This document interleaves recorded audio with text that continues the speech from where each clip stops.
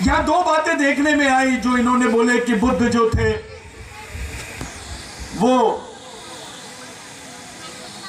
क्या बोले आपने, बुद्ध यानी सिद्धार्थ गौतम बुद्ध जो कम्युनिटी को बिलोंग करते थे वो क्षत्रिय कम्युनिटी थी।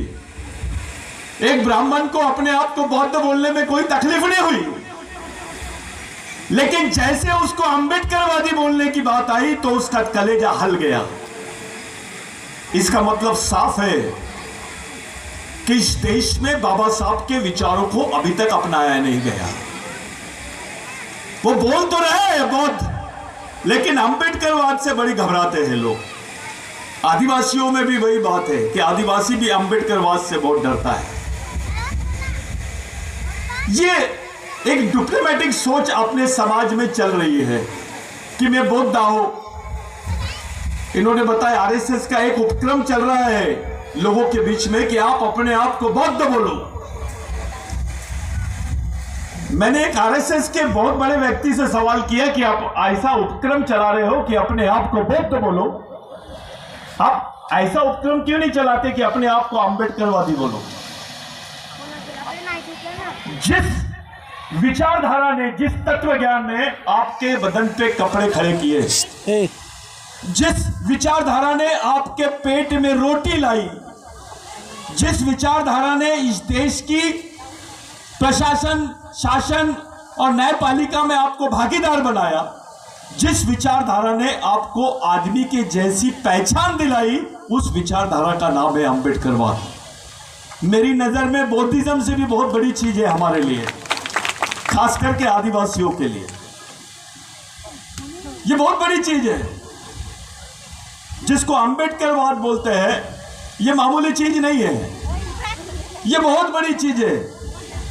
एक रिक्शे वालों को नागपुर में हम लोगों ने पूछा, बहुत मेहनती था वो, हम लोग पॉम्पलेट बांट रहे थे महापरिनिर्वाण दिवस के, तो हमने उसको पूछा और मजाक में उससे पूछ लिया कि भैया बुद्ध के पिताजी का नाम क्या है? एक रिक्शे वाले की बात कर रहा हूं मैं। उससे पूछा गया कि बुद्ध के पिताजी का नाम क्या है, तो उसने हंसा और 2 मिनट सोचा और बोला डॉक्टर बाबा साहब अम्बेडकर। तो मैंने बोला आप कैसी बात कर दिए कि दादा बोले हमको बाबा साहब नहीं होता तो बुद्ध नहीं दिखाई देता। बोले हमारे लिए तो सब कुछ बाबा साहब है, हमारी सोच बाबा साहब है, हमारी विचारधारा बाबा साहब है, हमारी पहचान बाबा साहब है, हमारी अस्मिता बाबा साहब है। तो ये देश में एक षड्यंत्र चल रहा है धर्म का। जब हमारा आदमी धार्मिक हो जाता है तो वो नागरिक बनता है, और जैसी वो धर्म की तरफ जाता है, संस्कृति की तरफ जाता है, तो वो मालिक बन जाता है। ये दोनों बातों को भी हमको ध्यान में रखना पड़ेगा। विश्व में पहले आदमी है डॉक्टर बाबा साहब अम्बेडकर।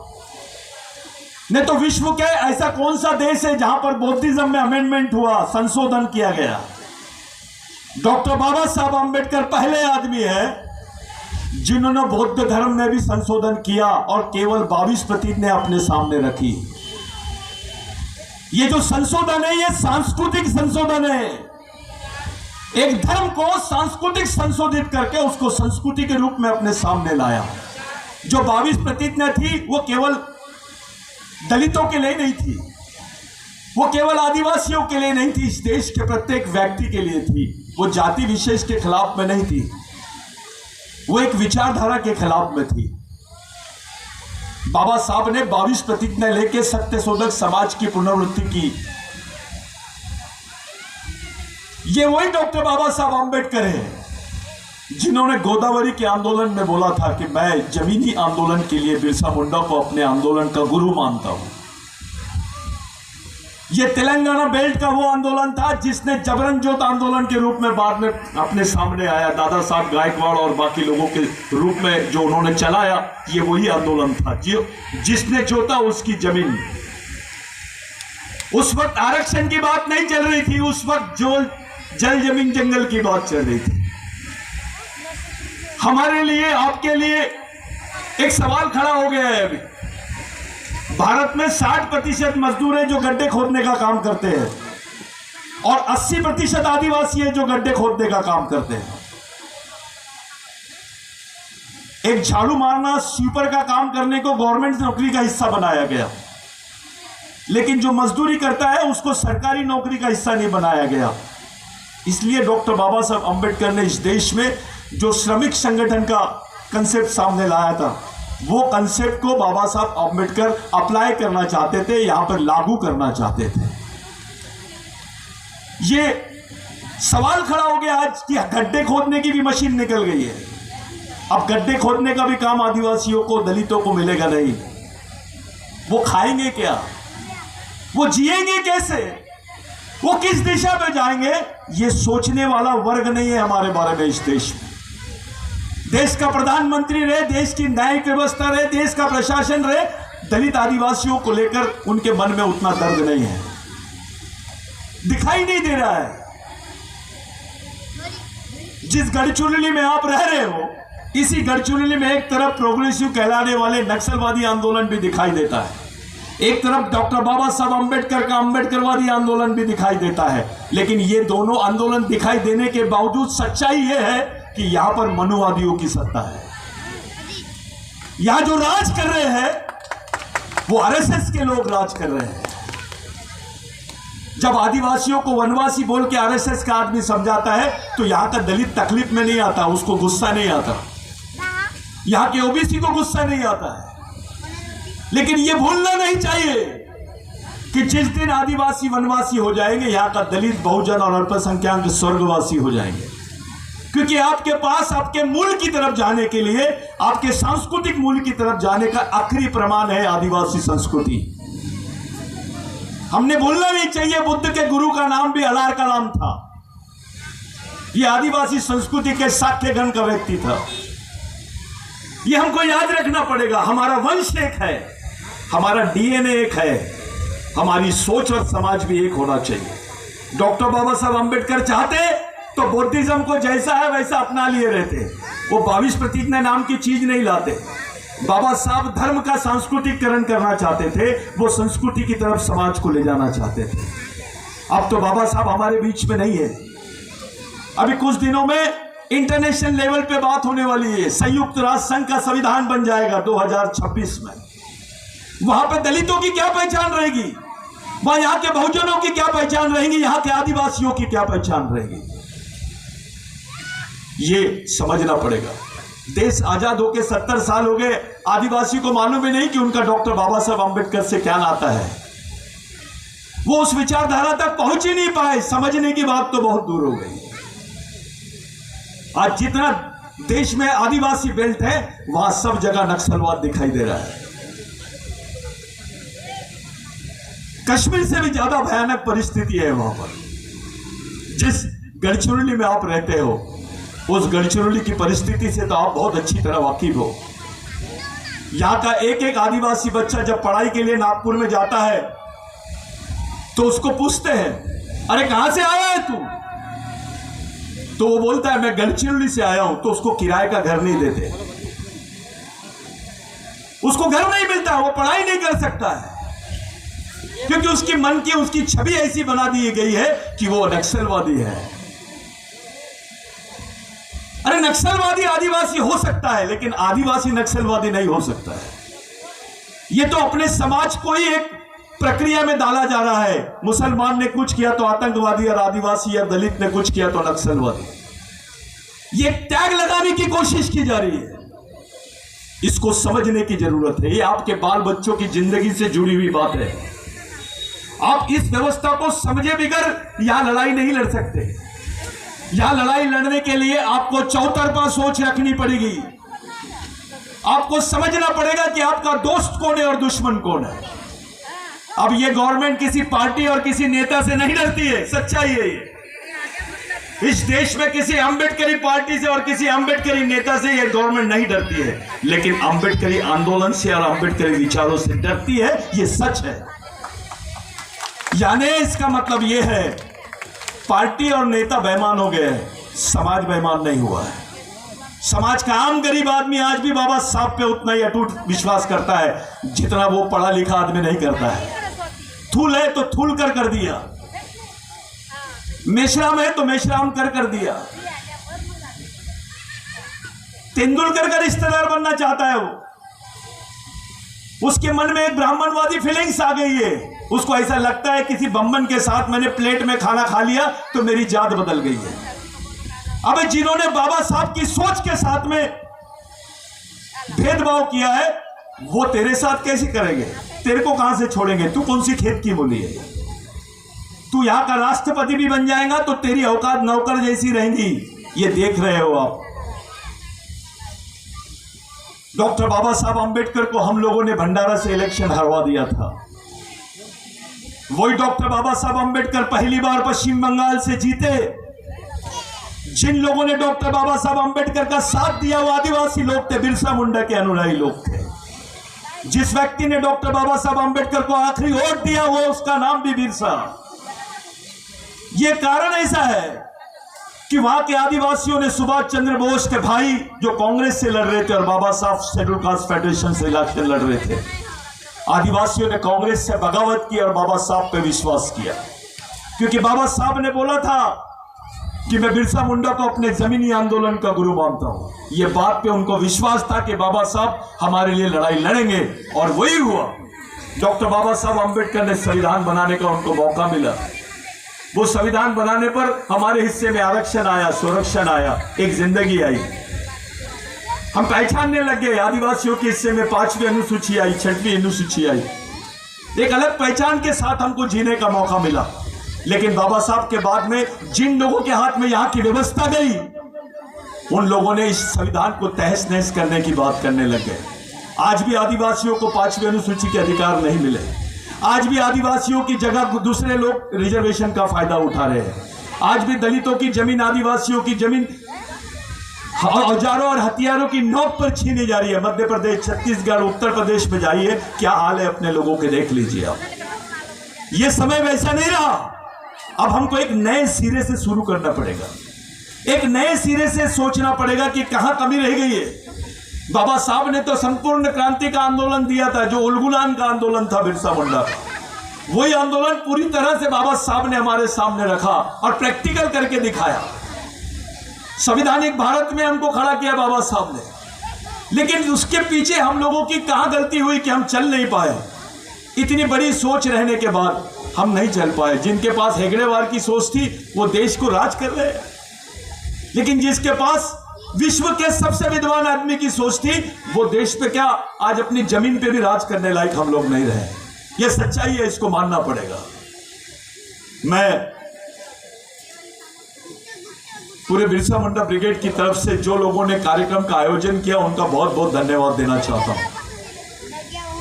खुशी की बात है यहां पर आदिवासियों का आरक्षण है। खुशी की बात है यहां से आदिवासी सांसद चुन के जानता है। कभी देखेगा उसने डॉक्टर बाबा साहब अंबेडकर के विचारों पर पार्लियामेंट में एक आध क्वेश्चन रखा होगा? क्योंकि उनको पता ही नहीं है कि ये सोच उनकी सोच है, ये आंदोलन उनका आंदोलन है। ये सोच के बगैर हमारे पास कोई पर्याय नहीं है। बिरसा मुंडा का आदर्श हो सकता है लेकिन आइडियोलॉजी तो बाबा साहब की लेनी पड़ेगी। हमको सोचना पड़ेगा कि कौन से रास्ते से जाना है हम लोगों। ये केवल आदिवासियों का प्रश्न नहीं है, ये दलितों का भी प्रश्न है। आदिवासियों के पास में 2 एकड़ 4 एकड़ जमीन थी, जंगल में रहने का आर्ट है, वो जी लिए। अब तो हमारे भाई लोग शहर में रहते हैं। दलितों के पास तो जमीन नहीं है, सिर्फ घर है, बाकी कुछ नहीं है। प्राइवेट सेक्टर में भी जिनकी कंपनियां हैं साहब, सबसे ज्यादा उच्च वर्णीयों की कंपनी है। आपका नाम देखते हैं तो नौकरी मिलती है। फिर कैसे नौकरी दोगे? कैसे बच्चों को संभालोगे? कैसे जिएगा वो जिंदा कैसे रहेगा? इस पर बात होनी चाहिए। हम उस भारत में रहते हैं जहां पर इस विश्व के सबसे गरीब आदमी का पता मिलता है, जो काला हांडी का आदिवासी है। वो 1 रुपये 15 पैसे रोज कमाता है। रोज 1 रुपये 15 पैसे कमाता है। 1 रुपये 15 पैसे में तो कैडबरी की चॉकलेट नहीं आती। जिंदा कैसे रहेगा वो? रोटी कहां से लाएगा? ये जो परिवर्तन है ये उस दिशा में होना चाहिए जो बाबा साहब की वास्तविक सोच है, काल्पनिक सोच नहीं। हम भी सोच रहे हैं। मैं यहां पर किसी समय इंजीनियर था यार, मैं रिजाइन कर दिया जॉब। यही काम हम लोग पूरे देश भर में चलाते हैं। अभी हम लोग 10-12 राज्यों में इस आंदोलन को लेके जाते हैं। अगर बाबा साहब का आंदोलन नहीं होता, वो प्रेरणा नहीं होती, तो हमारे में उतनी ताकत ही नहीं थी कि हम बढ़ सकते। लेकिन सवाल ये खड़ा होता है कि ये एकता चलो की जो भूमिका है, ये दलितों के लिए की सेहत में अच्छी नहीं है, उनके लिए भी, और आदिवासियों के लिए भी अच्छी नहीं है। आज का स्टेटमेंट देखो, भागवत साहब ने बोला है वो अखंड भारत बनाएंगे। आप बौद्धमय भारत की बात कर रहे थे, प्रबुद्ध भारत की बात कर रहे थे। अबे देश का मालिक कौन? इस देश के जल जमीन जंगल का मालिक कौन? यहां का आदिवासी, यहां का दलित, यहां का बहुजन। उनसे पूछेगा ये देश किसका है? ये हिंदू भारत की बात नहीं, ये सिंधु भारत की बात कर रहा हूं मैं। ये वही सिंधु भारत है जहां बौद्ध संस्कृति के भी अवशेष मिलते हैं, जो आदिवासी संस्कृति है। ये हमको सोचना पड़ेगा, हमको समझना पड़ेगा कि वास्तविकता क्या है, ये सांस्कृतिक पहचान कहां से आई। यहां तो एक आदमी के पिताजी का नाम, उसके बाद उसका सरनेम लगता है। बुद्ध के आगे क्या लगा? गौतम बुद्ध, गौतमी उनको पालने वाली मां। ये मातृसत्तक पद्धति का ये परिचय है आपके सामने। सम्राट अशोक भी आखिरी समय जब उनके साथ में वो क्या थे, वो क्या नाम है उनका, जो षड्यंत्र करते थे, रणनीति, वो मनवादी, क्या नाम है, नहीं जी, चाणक्य और उनके जैसे लोग थे सम्राट अशोक के साथ में, तब वो अपने भाइयों को काटते चले गए। लेकिन कलिंगा में जब उनके सामने आदिवासी संस्कृति की महिला खड़ी हुई, तब उनको याद आया कि ये लोग कौन है, ये कौन सी संस्कृति है। वहां रुक गया सम्राट अशोक और वहीं से बौद्ध धर्म की घोषणा किया, वहीं स्वीकार किया। इस देश में आदिवासी संस्कृति के पास जाने के बाद ही आपको बौद्धिज्म के दर्शन होते हैं। ये सच्चाई है। आपको समझना पड़ेगा कि आपका रिश्ता क्या है। आदिवासियों को सोचना पड़ेगा कि बौद्धिज्म से उनका क्या रिश्ता है। दलितों को सोचना पड़ेगा आदिवासी संस्कृति से उनका क्या रिश्ता है। हमको अपने सांस्कृतिक संबंधों को स्थापित करके नए समाज का निर्माण करने का जो आह्वान डॉक्टर बाबा साहब अम्बेडकर के विचारों से मिलता है, उस चीजों से हमने बेईमान नहीं होना चाहिए।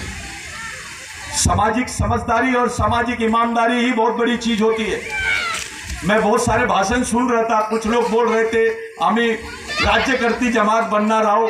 मैं ऐसा अम्बेडकर मेरे दिमाग में नहीं है। मेरा अम्बेडकर बोलता है वे एक नेता बनाएगा तो 5 साल काम देगा, लेकिन एक कार्यकर्ता बनाएगा ऐसा समता सैनिक दल का तो जिंदगी भर काम देगा। परमानेंट मशीन पे काम करना है, ये टेम्पररी मशीन पे। डॉक्टर बाबा साहब अम्बेडकर का नाम लेके ये लोग मंत्री तो बन गए, विधायक तो बन गए, लेकिन उसकी सोच का क्या हुआ? संविधान कोई बड़ी चीज नहीं है। संविधान नहीं भी रहेगा तो चलेगा, लेकिन दिमाग में अम्बेडकरवाद होना चाहिए।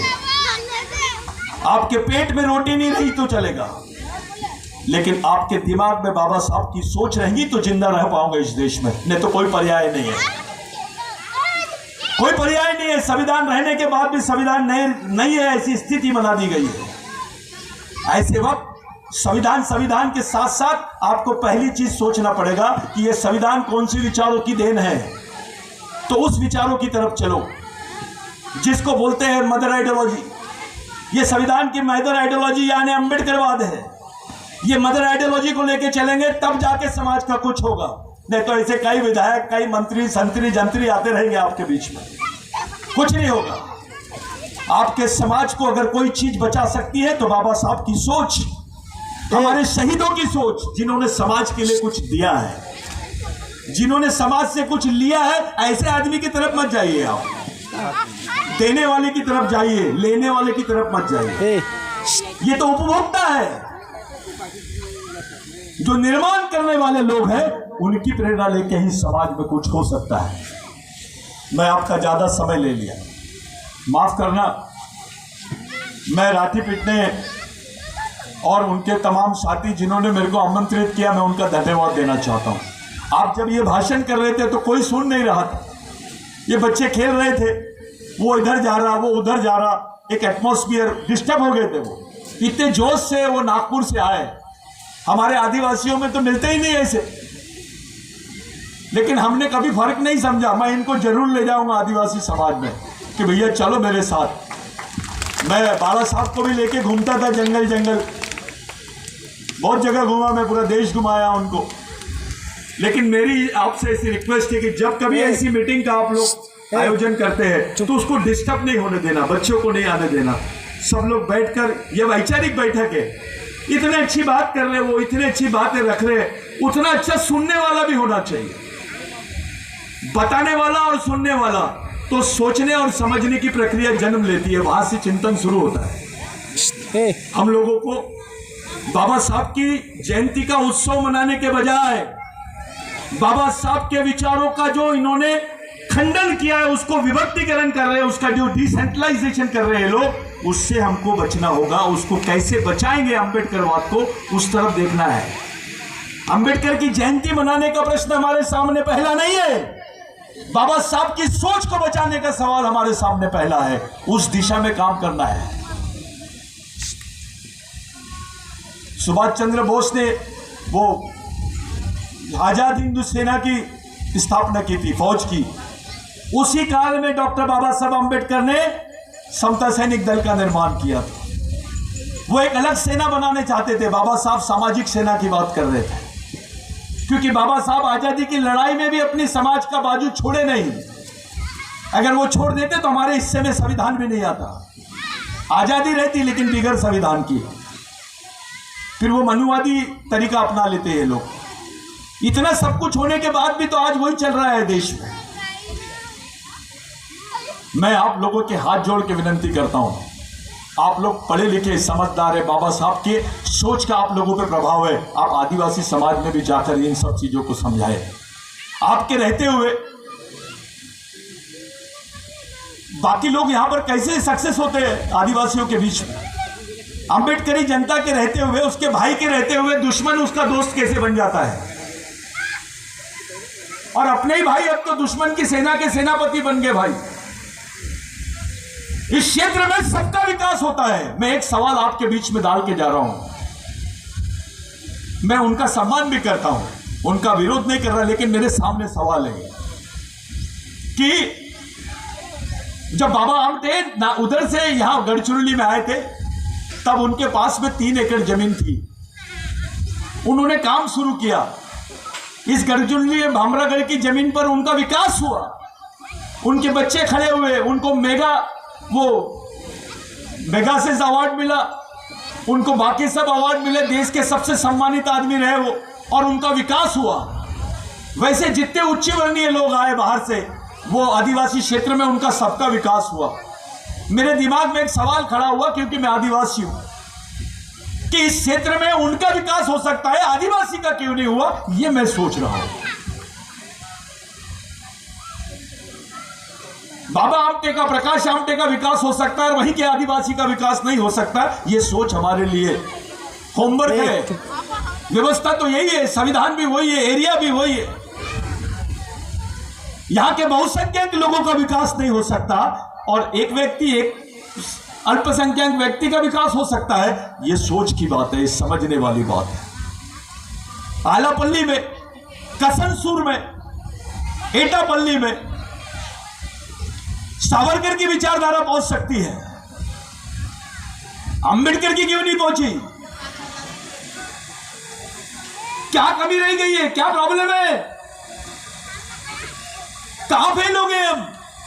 वहां पे तुकाराम महाराज की भी विचार नहीं पहुंच पाए, तुकडू जी महाराज के भी विचार नहीं पहुंच पाए, संभाजी महाराज के भी विचार नहीं पहुंच पाए, और आदिवासी अकेला खड़ा है बेचारा, उसके हाथ में जो भी डंडा दे दे रहे वो पकड़ ले रहा, कोई आ रहा बंदूक थमा रहा, कोई आ रहा झंडा थमा रहा, चल रहा है वो। ये परिस्थिति क्यों पैदा हुई है? इस परिस्थिति पर भी विचार किया जाए, क्योंकि वही है, अगर आदिवासी आपके साथ में है तो अंबेडकरवादी सत्ता, आदिवासी उधर गए तो सावरकरवादी सत्ता। ये दोनों बात है। वो तो दुश्मन रहने के बाद दोस्त दिखाई दे रहे हैं, आप तो भाई रहने के बाद दोस्त नहीं बन पाए। कहीं तो भी कोई कमी हो गई है, गलतियां इधर से भी होगी, उधर से भी होगी। बाबा साहब को बदनाम करने का एक षड्यंत्र हुआ साहब। 1993 में यूनाइटेड नेशंस में गवर्नमेंट ऑफ इंडिया का जो रिप्रेजेंटेशन गया, उसमें लिखा गया है कि आदिवासी भारत में आदिवासी रहते नहीं है, संविधान में आदिवासियों का उल्लेख नहीं है। इसका परिणाम यह हुआ कि भारत के जितने आदिवासी थे बाबा साहब के विचारों से दूर होने लग गए। लेकिन वास्तविकता यह थी कि प्री कॉन्स्टिट्यूशन डिबेट में डॉक्टर बाबा साहब अंबेडकर ने जयपाल मुंडा को बोला कि मैं उन्हीं लोगों को अनुसूचित जनजाति का आदमी बोल रहा हूं जो इस देश के आदिवासी हैं। और बाद में सुप्रीम कोर्ट ने भी बोला, बावजूद उसके इस देश की सत्ता के लोग आदिवासियों को संयुक्त राष्ट्र संघ में मूल निवासी का दर्जा नहीं दे रहे, क्योंकि उनको मालूम है जिस दिन यहाँ का मूल निवासी आदिवासी हो जाएगा, इनके जो वंशज है, दलित है, ओबीसी है, ये भी मूल निवासी की मांग खड़ी कर लेंगे और संयुक्त राष्ट्र संघ में अपने नए अधिकारों को स्थापित कर देंगे। ये सोच, ये षड्यंत्र हमको समझना पड़ेगा। एक नए सिरे से हमको समाज का निर्माण करने की तरफ जाना पड़ेगा। साथियों, बाबा साहब नहीं है, लेकिन उनकी सोच है। आदमी की उम्र उसकी सोच से गिनी जाती है, उसकी उम्र से नहीं। बाबा साहब फिजिकल एग्जिस्टेंस को मानते नहीं थे। बाबा साहब तो बौद्ध धर्म लेने के पहले आदि धर्म पे भी बात कर रहे थे। उत्तर प्रदेश में उसका डिस्कशन किए उन्होंने, नेपाल में उसका डिस्कशन किए। आदि धर्म यानी आदिवासी संस्कृति के बारे में सोच रहे थे, लेकिन बाबा साहब के पास उतना मटेरियल नहीं था, उनके पास टीम वर्क नहीं थी, अकेले थे बाबा साहब, अकेले लड़ रहे थे। आज के दिन मैंने आपका समय लिया, लेकिन मैंने अपनी मन की बात आपके सामने रखा, क्योंकि मेरे को ऐसा लगता है ये मेरे लोग हैं। मैं इनके सामने रोऊंगा तो समझ जाएंगे, दूसरे के सामने रोऊंगा तो गुलाम समझेगा, आपके सामने रोऊंगा तो भाई समझ लोगे आप। मैं बाबा साहब को, तमाम जितने लोग हैं हमारे महान विभूतियाँ, उन लोगों की प्रेरणा और उनके चरणों में, उनके विचारों के सामने आदरांजलि पेश करता हूँ। लेकिन आपको एक बात बोल के जा रहा हूँ, जब तक के सामाजिक विचारधारा, सामाजिक मिशन, सामाजिक संघर्ष और सामाजिक लक्ष्य और उद्देश्य की तरफ हम लोग बढ़ेंगे नहीं, तब तक के इस देश में प्रबुद्ध भारत और बौद्धमय भारत की बात करना भी कल्पना है, क्योंकि ये सब कुछ समाजशास्त्र है, इससे सोशलॉजी, इसमें एंथ्रोपोलॉजी भी आ गई, कल्चरल सोशलॉजी भी आ गई, कल्चरल एंथ्रोपोलॉजी भी आ गई। और आप लोग बहुत बड़े लोग हैं, पूरे देश के लोगों की नज़र गढ़चिरौली पे पड़ती है। गढ़चिरौली सबसे फेमस क्षेत्र है, वो चाहे किसी भी बात के लिए, लेकिन ये बात सही होनी चाहिए कि गढ़चिरौली से डॉक्टर बाबा साहब आम्बेडकर का मिशन पूरे देश के लोगों को दिशा निर्देश कर सकता है, एक संदेश दे सकता है। ये बात हमको पैदा करना पड़ेगा, क्योंकि गढ़चिरौली में सबसे ज़्यादा बहुसंख्यक आदिवासी, दलित और कुछ बहुजन, यही इस देश की अम्बेडकराइट विचारों की दिशा को चेंज कर सकते हैं। शहरी आदमी अम्बेडकरवादी नहीं है, वो अम्बेडकरीवादी नहीं है, वो अम्बेडकरवादी हो भी नहीं सकता। जो शहरी आदमी है साहब, जो नीला झंडा दिखाता है, जो जाता है 5,000 रुपये देता है और बोलता मला कार्यक्रमाचे अध्यक्ष करून घे जा,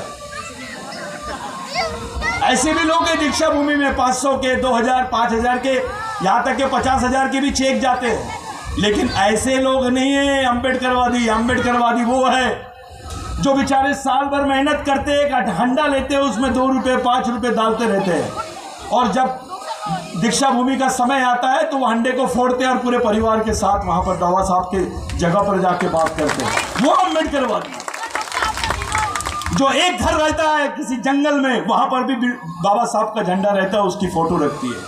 कल एक वीडियो वायरल हुआ, यही आलापल्ली का वीडियो वायरल हुआ, वहाँ पर एक ही घर दलित का, और वो भाई ने, 2 आदिवासी भाई, दोनों के बदन पे कपड़े नहीं, उन्होंने बाबा साहब का एक फोटो लगाए और वहाँ पे एक झंडा लगाए, और वो बेचारे, वो कुछ नहीं मिला तो वो जो बागड़ की ये होती है उसी का माला बना के उसको ये कर दिए। और किसी पत्रकार ने देखा या कोई लड़के ने वहाँ के उसका क्लिप लिया और पूरे इसमें वायरल हो गया।